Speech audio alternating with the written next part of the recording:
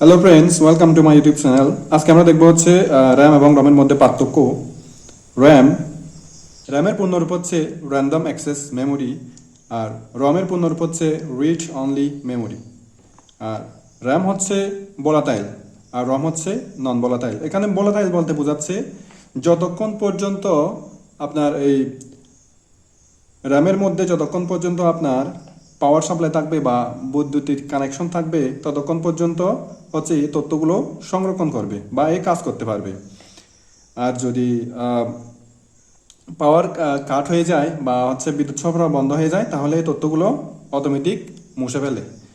আর রম হচ্ছে non volatile, মানে আপনি যদি রমের মধ্যে কোনো কিছু সংরক্ষণ করেন, সচরাচর রমের মধ্যে আমরা সাধারণ ইউজাররা কোনো তথ্য বা ডাটা সংরক্ষণ করতে পারে না। এটা হচ্ছে যখন যখন হচ্ছে আপনার কম্পিউটার বা হচ্ছে মোবাইল হচ্ছে ম্যানুফ্যাকচার করা হয়, তখন ম্যানুফ্যাকচারিং কোম্পানি হচ্ছে কি রমের মধ্যে যে ডাটাগুলো দরকার ওইগুলো হচ্ছে কি ওইগুলা তখন ম্যানুফ্যাকচারের সময় হচ্ছে ওইগুলা ইনপুট করে দেয়। এগুলো নিয়ে আমাদের তেমন কোনো কাজ নাই।